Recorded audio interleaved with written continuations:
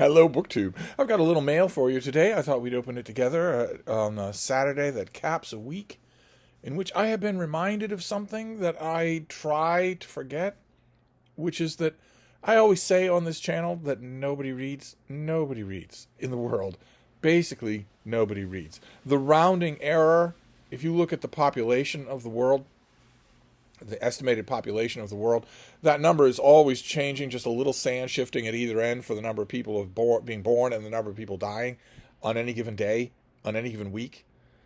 And the number of people who read for pleasure in the world is smaller than the number of people who die every day from natural and unnatural causes. The number of people who read for pleasure is smaller than the attrition of death. So basically, nobody reads. That's how you fudge the statistics, is that you say, well, we're losing this many people. So if we were doing this absolutely precisely, they wouldn't count for the world's population. And the number of people that read for pleasure is smaller than that number. So basically nobody reads. I always say that on this channel. But another thing, something I tend to forget, is that nobody knows anything about BookTube. YouTube doesn't even know anything about BookTube.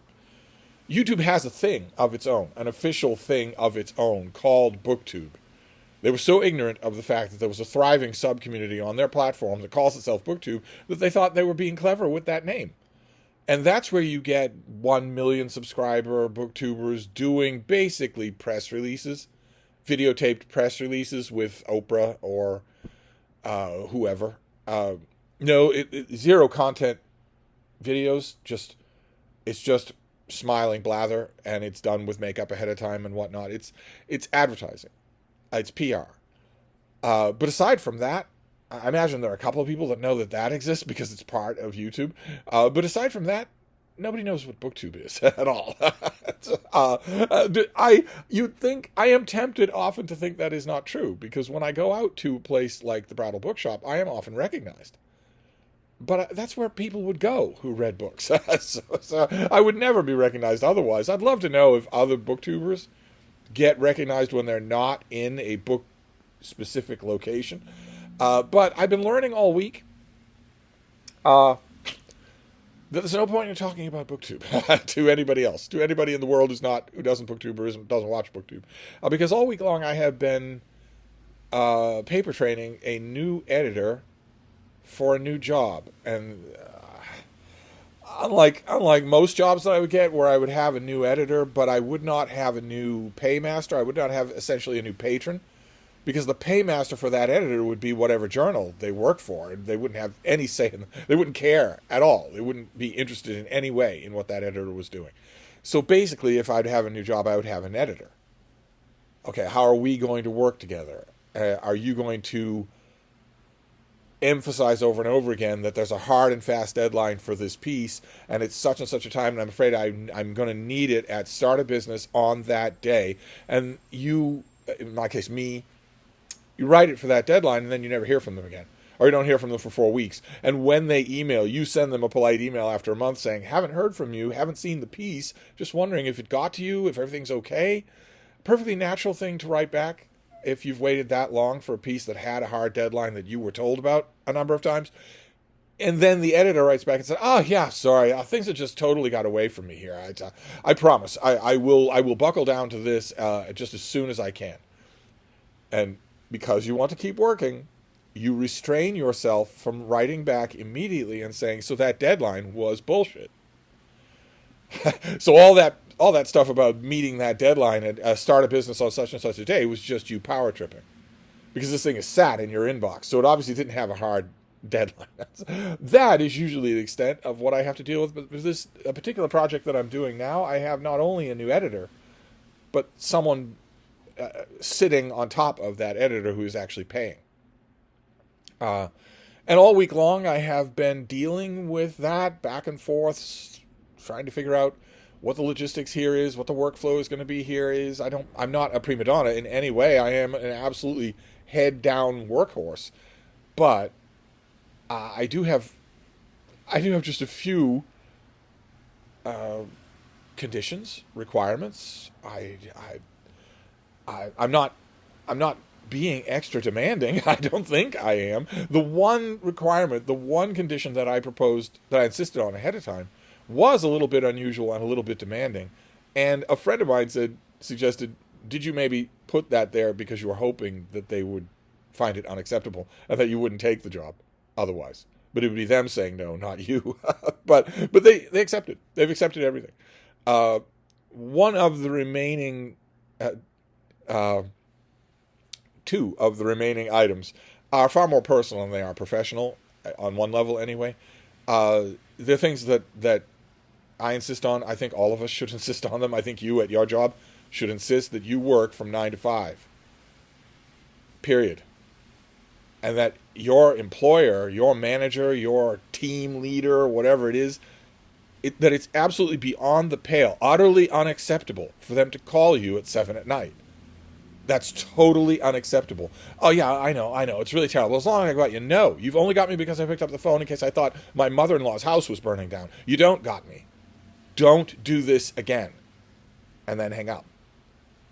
That is absolutely universal now. That kind of rudeness is absolutely universal. And I don't tolerate it at all. And with new people, I don't want to lay down a whole rule book ahead of time. So with new people, you sort of have to wait for them to brush against something like that, and then you tell them. I've had to say, I am a freelancer. I am not coming to an office, but I am not at your beck and call 24 hours a day. So if you email me a clarification or a question about something, let's say after the sun goes down in your hemisphere, I'm going to ignore it until the next day. I'm going to ignore it until the sun comes up in my hemisphere. And since we're in the same hemisphere, that should be pretty easy for you to intuit. If you email me something outside of anything that could be construed as normal business hours, I'm going to ignore it until normal business hours. So don't ask me the next day, what, you didn't get my message? Just don't even bother to ask me that. I am politely overlooking the fact that you overstepped your bounds and sent me a work-related message when you shouldn't have. I am politely overlooking that fact. So that is why I'm not mentioning it. So don't you mention it. Don't you say, you mustn't have got my message that I sent at 9 last night. That sort of thing needs to be ironed out. And also, one other little thing needs to be ironed out. I don't think it will be much trouble to do, but I absolutely do insist on it, especially since I don't need this job. But I would say, I know it's easy for me to say, but I would say, whether you need the job or not, insist on it. Believe me, as I've said many times on this channel, the thing that's going to bother you on your deathbed is going to be regrets. It's not going to be that you didn't make enough money. It's going to be regrets. Things you wish you'd done. And a lot of those things, if you live in a free country, a lot of those things are going to be concordant with your personal dignity. It's not a small thing. As long as you don't over-exaggerate it, your personal dignity is not a small thing. So I would say that whether you need the job or not, don't compromise on your personal dignity. Don't over-exaggerate it. You're not a queen. but don't compromise on it either. And that's the other one of the little things that needs to be worked out this week and maybe next week. Is that I'm not a neophyte. I'm not freckle-faced Jimmy Olsen just learning the ropes. I'm not submitting prose to you for you to help me become a writer. I'm not doing that. You hired me because I already am a writer. So that is not the nature of our editor freelancer relationship. That is not the relationship of editor and the paymaster relationship. That is not part of it at all. So if there's any hint of, good job, little Timmy, but I don't know that this really, no, no, absolutely not. I'll be very, very polite about it. But if that happens, I don't know that it will. I get the sense there might be something like that coming next week. If that happens, my editor and my paymaster are going to have to be prepared for, well, you're in error. And your proposed changes would worsen this prose. So I decline to make them. They're going to have to be prepared for that because I'm not a neophyte. I refuse to be treated as if this is my first time around the block. That hasn't come up yet. The first one has come up, which is why I'm all headed up about this on a Saturday. I should not be hearing from you on the weekend. In a freelance relationship, I should not be hearing from you on the weekend at all. Unless it's purely personal, in which case, fine by me. You want to tell me what you're doing this weekend? Send me pictures of your dog or your kids or whatnot, or your library shelves. By all means, do so. I don't draw a very hard and fast line between personal and anything else. Never have, never will. I was socialized with a species that thinks it's perfectly good manners to sniff each other's buttholes as a way of saying hello to a stranger. So I don't draw a very fast line between those two things. I am all for fraternization. All for it. Love it. Used to do it in retail all the time. Now I gather from people I know who are still in retail that it's completely forbidden. You can be written up for it. But when in the ye olden days, that was not the case, and I fraternized all the time and loved to do it. You want to send me an email like that on a Saturday morning, go right ahead. There's any hint in that email of you checking in, checking up, pushing things along, reminding me of something when I've already acknowledged that I got the email? No. There can't be any hint of that. You want to be friends? Sure. You're in any way trying to keep me at work on a Saturday? I am going to work, of course. Between us, our little secret is that I very seldom move from the fainting couch, and I work all the time. An employer, though, not only do they not know that, they don't get to assume it. So nothing even remotely construable as work-related on the weekend. Nothing at all.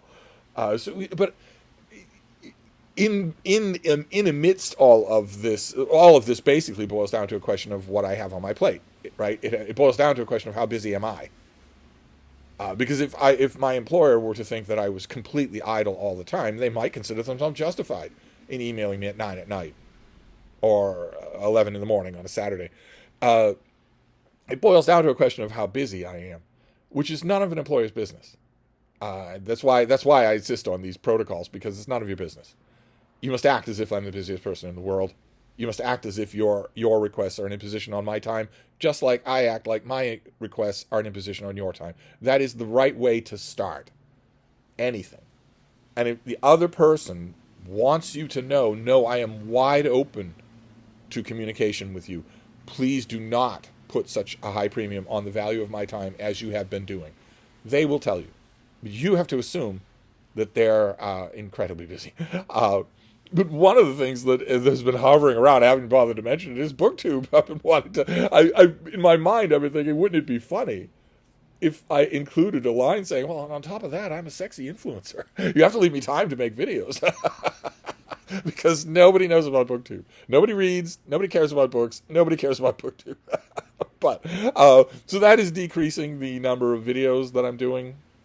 A couple of other moving parts here that look like they're going to come into fearful conjunction in the next day or two.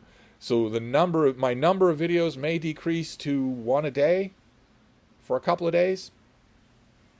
I want to stress, if that happens, that you really should consider that it's usually 5 a day, and maybe abide until the time comes. But let's look at the mail. We've got no periodicals that I've seen. It's a dark and gloomy day here, so I don't know that the foot mail will be delivered at all. But we've got some packages, including a box. Now that I've throat cleared, it wasn't just a throat clearing about frustration with a new set of employers. It wasn't that. I actually am as mild as a lamb when it comes to new employers. I actually am. I'm a dream to work with. Supportive, funny, friendly, go the extra mile, all that stuff. I am any employer that I have dealt with as a freelancer would say that. I am pretty good to work with. It's just the beginning jitters. That's the only problem. And so a little bit of it was throat clearing for that, but also as a bit of preemptive apology that I may not be as prevalent as I usually am. So let's see what we have. Oh, okay. All right. This is a finished copy of something that comes out later this month, I believe. Is that right? No, mid-October. This is Explorers by Matthew Lockwood. This is part of the new Norton short series by W.W. Norton, where they take an enormous subject and shrink it down into 120 pages. As a kind of there are a whole bunch of publishing ventures like this. On one level, I don't like them because on one level, I think if I were at the pitch meeting, the marketing meeting in a boardroom, explaining why we're going to launch this new series, I'm pretty sure that at that meeting, the fact that nobody can pay attention anymore would come up, and I don't like ceding ground to that fact. Don't cede ground to that fact. Don't say, well, we're just dumber, so we'll make book series that start to accommodate that. Instead, change it. But some of these have been good. And all throughout time, these little series have existed in one way or another. Some of them have been good. I just... Something very 21st century, very social media about this kind of thing.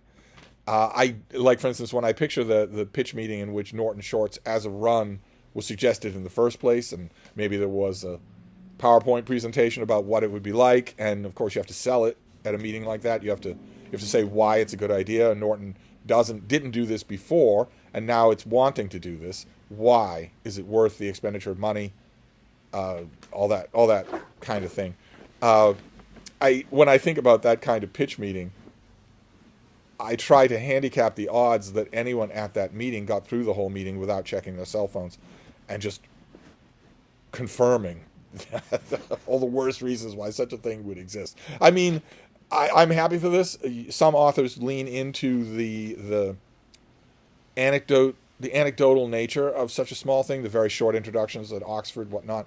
Some of them lean into the anecdotal nature of the strength of this thing, because that is the only strength of something like this. If you remove the anecdotes, if you remove the personal aspect, the narrative flair, well, then this doesn't make any sense, because you could just go to Wikipedia and read their main article on the history of exploration, and then burrow down from that article on any of the people who are hyperlinked, any of the explorers who are hyperlinked. And there'll be nothing in the way of dramatic flair or anything like that in a Wikipedia entry. So that is the selling point here. And there's no use saying this is for people who don't use Wikipedia, don't use the internet. Because the only people who don't use the internet now are Ted Krasinski. They're anyway. Let's see here. Let's read the definition. This comes out in the middle of October. Who counts as an explorer? Typically speaking, when you ask a self-evident question like that, it's because you are about to nominate people who don't count. But let's see. And whose journeys of exploration do we recognize and celebrate? Year by year, we are rethinking these questions. The so-called age of exploration, once portrayed as a time of heroic figures on daring adventure of glory and progress, is now inextricably implicated in slavery, genocide, and environmental tragedy. The traditional history of exploration focused on the great deeds of white male Europeans. No, it didn't. The grand names of fantastic Chinese explorers were mentioned to the exclusion of white male explorers in Chinese history, in Chinese schoolrooms. The traditional history of exploration focused on the deeds of white male Europeans. It relegated women, people of color, and non-Europeans to silence or cast them as avatars of Eurocentric prejudices and fantasies. In this new book, the author rejuvenates the subject and offers a more accurate and inclusive examination, one that spans 40 centuries and 6 continents. See what I mean? It's not easy to span that in this length of time. As it celebrates the universal human qualities of curiosity and the thrill of discovery. The author's brisk, gorgeously written history brings forward a new cast of characters. The famous male European explorers share center stage with men and women from Asia, Middle East, Africa, and the Americas, and with fugitives, indigenous pathfinders, and immigrants. Okay, fugitives and immigrants are not explorers. They are not moving voluntarily. You're just going to redefine the word. Right? That's fine, I guess. But I'm really hoping for, where was it? Gorgeously written. I'm really hoping that I have the advanced copy of this. I haven't got to it. I'm really hoping for that. Because otherwise this is going to be not only factually poorer than an average Wikipedia article, but also it sounds like tiresome woke scold. So we will see. I have it and I haven't read it. It would take half an hour to read, so I don't have a good excuse. I will get to it. It's October 15th, and today's the 21st of September. So for a book that doesn't, light my DNA on fire, that isn't just driving me crazy with curiosity, probably it's a little too soon still for me to read it. I'll probably wait a little bit longer. But I have the finished copy now, so that's usually sets the clock running. Okay, this is another October finished copy of something that we've already seen. This is for October 1st. Okay. This is The Position of Spoons and Other Intimacies by Deborah Levy. Another half-hour read. This now has tons of blurbs, Publishers Weekly, Kirkus, Shelf Awareness. Let's see what we have here. Deborah Levy's vital literary voice speaks about many things. On footwear, quote, "It has always been very clear to me that people who wear shoes without socks are destined to become my friends and lovers." On public parks, quote, "A civic garden square gentles the pace of the city that surrounds it, holding a thought before it scrambles." On Elizabeth Hardwick, ooh, this could get rough, quote, "She understands what is at stake in literature." On the conclusion of a marriage, quote, "It doesn't take an alien to tell us that when love dies, we have to find another way of being alive." Okay, all right. Well, I have had this too, and I also haven't looked at it. I don't get the impression from that pub sheet that I'm missing much, but keep in mind, that is the pub sheet. That is not the book. The book could be offering a lot more meaty stuff than that. So we've got two very small things here. I wonder if that means that the box, which is the only thing that's left, I wonder if that means that the box will be something nice and big. Not that the smaller things might not be good. They might be. But Steve likes great big things as well. So let's see what we have. Oh, no, it's two things. It's two things that we have here. Okay, so we're going to have a total of 4 books here. What is this first one? This is by Michael Benson and Craig Singer. This is called Moguls: The Lives and Times of Hollywood Film Pioneers Nicholas and Joseph Schenck. Moguls. Film lovers have long heard of the legendary names that built Hollywood into a global entertainment empire. Goldwyn, Mankiewicz, Mayer, Lowe's. But it was the Schenck brothers, a ruthless pair of Bowery boys, who worked their way up to launch the Hollywood studio system, creating a lasting legacy of star-maker machinery while simultaneously breaking all the business rules. Twice as powerful as the Warner brothers, the Schencks were immigrants who quietly ran Hollywood out of the spotlight, bringing film into a world of blazing color. They were as American as jazz and baseball, as flashy as Gatsby, as cunning as gangsters, who controlled a third of the motion picture industry at their height and were some of the richest men in America. Okay. That would be 2 of the richest men in America, not some of the richest men in America, but there's only 2 of them. This book is a noirish, incredible Hollywood story. Oh, that sounds really good. This sounds really interesting. The Schenck brothers are held controlling interests in 3 major studios: Metro-Goldwyn-Mayer, 20th Century Fox, and United Artists. But chances are you've never heard of them because they prefer to run their global empire behind closed doors. Okay. This book features incredible movie morsels. Shall we sample some morsels? The Schenck brothers created the Motion Picture Academy and the invention of the Oscars, and were involved in the launches of United Artists, MGM, and 20th Century Fox. The Schenck brothers helped to launch the mammoth Lowe's chain and its opulent theaters around the country.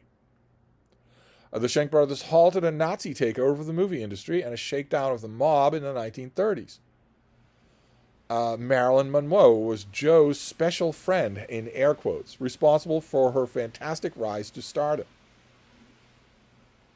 Joe did 4 months in the Fed pen for tax evasion. One of his deductions involved a ménage à trois. Their pals included William Randolph Hearst, Lillian Gish, Jacob Paley, John Huston, Fatty Arbuckle, Douglas Fairbanks, Irving Thalberg, Irving Berlin, and TV Superman George Reeves, whose mysterious suicide is linked to the brothers. Goodness gracious. Okay, well, fantastic. So this comes out on Tuesday. And again, this is, I mean, great, fantastic, but this is, I will read this. I will certainly find it interesting, but this is another example of what I always talk about. I'm not sure that either one of these things is an example of this, but this is an example of how I'm an all-purpose reviewer. I'm a general all-purpose reviewer. I don't believe that there's any book that crosses my desk that I can't review, but that doesn't mean I should. This, by rights, should be reviewed by a movie fan, by a cinema industry fan, which I am not. By rights, that should be true. If when this crosses the desk, for instance, of an editor at the New York Times or the New York Book Review, New York Review of Books, that's exactly what a good editor is going to think. Oh, well, they're not going to have you, are they, baby? Hi. Hi, little bean. How's the baby? What are you thinking of doing? Are you going to get down here?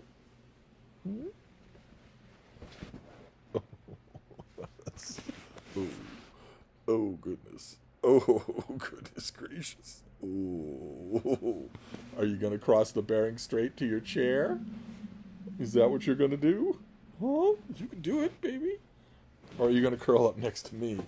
What are you going to do, baby girl? Oh, you're going to cross it. Go on. You can do it. There you go. All right. Where was I? Oh, right. If this book were to cross the desk of one of those kinds of editors, an editor with a staff and a big Rolodex, if they're a good editor, that's the first thing they'll think. Unless it happens to be an interest of theirs, the first thing they're going to think is, who is the perfect match for this book? If it's the New York Times Book Review, they're going to go to a director or an actor, which are definitionally the worst choices to review this book. But an editor who's not absolutely starstruck, like the New York Times Book Review is, an editor for the New York Review of Books or something like that, they might know somebody out there who is a theater expert or a theater aficionado who will go at this with gusto, hoping, the idea being that that specialized interest and that enthusiasm will be reflected in the piece that results. And I know that that's true even at the other end of the circulation spectrum with Open Letters Review, the online literary journal where I'm one of the editors. I am by far the most active editor. I am the editor you will be dealing with if you deal with Open Letters Review. And when I get something like this, I think, gee, wouldn't it be great to do a review of this thing? But to run a review of this thing, but not by me. It'd be great if I could send this to somebody and they could review it for the end of the month. But I don't know that there'll be time for that. I don't know who I would send it to. I don't know who's actually interested. And then we'll do this last one here for a mail haul that's gone long. This is by Alan Guelzo, whose book Gettysburg is worth your time to read, very much so. This is his book Voices from Gettysburg. Letters, papers, and memoirs from the greatest battle of the Civil War. So this is very nearly an oral history. This is not, it'll have an introduction, it'll have notes, but this is the participants speaking for themselves. One of America's most distinguished scholars on President Abraham Lincoln, eminent historian and New York Times bestselling author, has been studying President Abraham Lincoln and the Civil War for decades. Oh, you're just going to keep singing his praises. Okay, let's get to the book, which came out on May 21st. So this is out already. This book is the result of his nearly 2 decades of teaching the Civil War history and the Battle of Gettysburg and directing the Civil War era study program at Gettysburg College. Gathering a treasure trove of powerful, rare, and hauntingly original documents, Guelzo presents a uniquely readable and intimate oral history of the Civil War's turning point. We hear from a Union staff officer, a Confederate amputee, an artilleryman, a sympathetic Northern woman, a Union prisoner of war, Union colonels and Confederate generals, a drummer boy, a fearful college student, those who orchestrated the Battle of Gettysburg, those who survived it, and those who would perish. The book is designed for both the lay reader seeking to understand more about the battle and the idea of the Civil War, and the ideal for the Civil War scholar looking for new, never-before-seen viewpoints of the battle from those who experienced it firsthand. Okay, so if that's true, one half of that is true. One half of that is saying that this is for the lay reader. In other words, the beginning reader. If that's true, then there will be a lot of editorial hovering here. So the author's note is 3 pages long. Okay, the introduction is 10 pages long. Then we have a section called The Situation, and we go straight to the oral histories. Okay, with no footnotes. So, are there notes at the end? Gettysburg Order of Battle, an index. Okay. All right. Well, we did the introduction. Now we're in 1863. This is the situation. So we're reading about the setup. What is the political and military disposition of the North and the South, and why is the South invading the North? We'll get the background for the whole thing.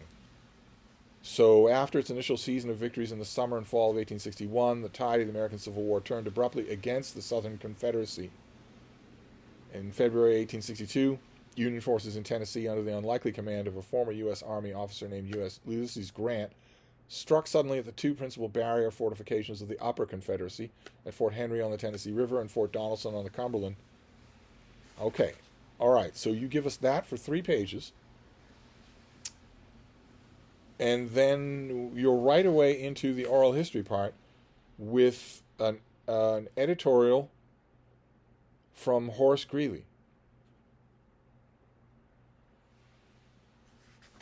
Okay, all right, and you're giving us his editorial, and when he says Banks, you're clarifying in brackets Major General Nathaniel P. Banks.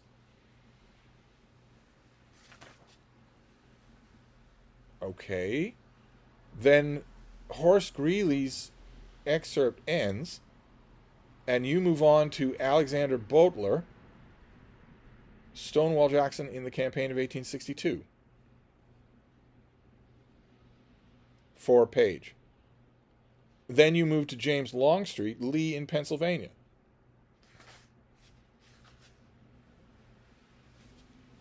Okay. So you don't explain who Horace Greeley is. And you don't explain what the American conflict is that you're quoting from, which was published in 1866, after the war was over. No explanation of that. There's no notes in the back. There's no notes at the bottom. Unless all this is covered in the introduction, but how are you expecting? Are you expecting your readers to memorize your introduction? And you can't possibly have covered the identities of all of these people in a 6-page introduction. Then Alexander Butler, who is he? You're quoting from Stonewall Jackson in the campaign of 1862, something that was published in 1915. Did you know Stonewall Jackson? Was he at Gettysburg? Maybe he'll say it in his excerpt, but maybe he won't. And what he says in his excerpt is what he's saying. What history say? And then James Longstreet. Well, if you've read The Killer Angels, you know that James Longstreet was a Confederate general, but it isn't mentioned here.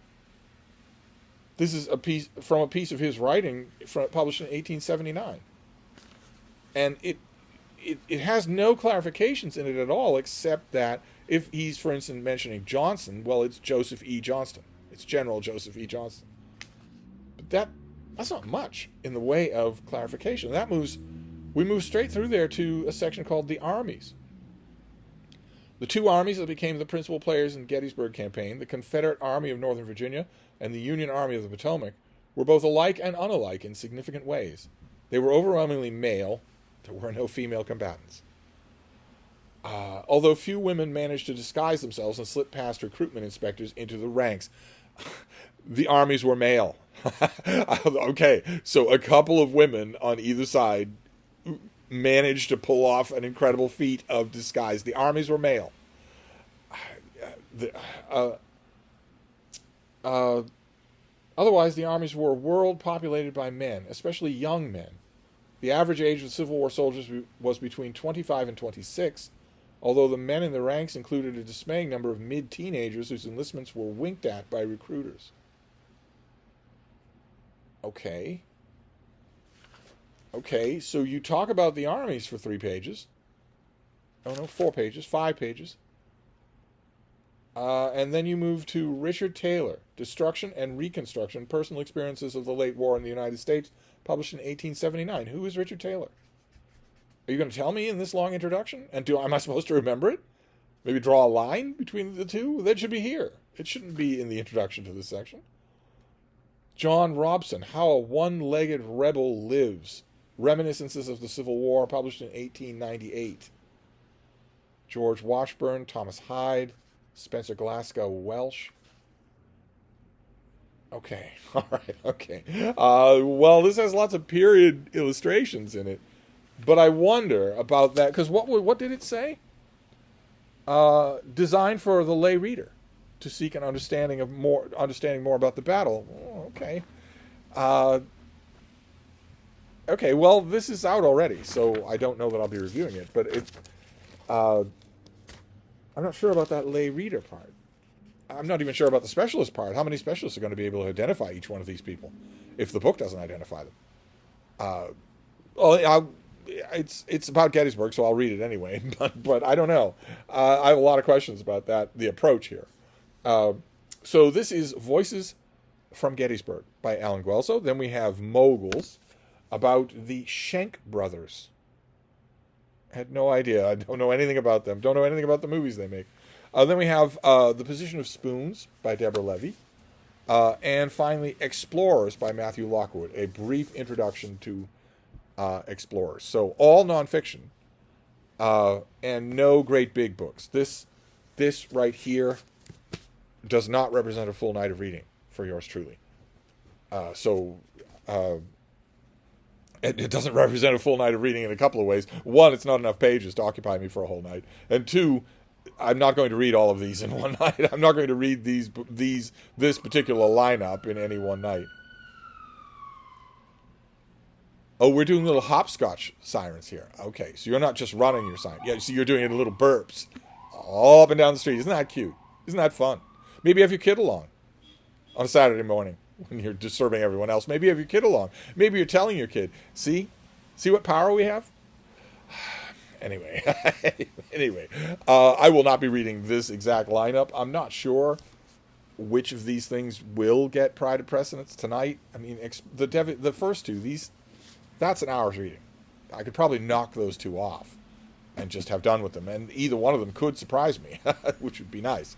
But anyway, that's the mail for today. It went long. These videos of mine are going long today and yesterday because I'm really thinking they're not going to be lodged among 5 other long videos. I'm really thinking this might be the only video today. Sorry about that if it turns out to be true, but we'll be back. We'll be back in full form, maybe next week. So I'll wrap this up for now, and I will see you soon. Thank you, BookTube.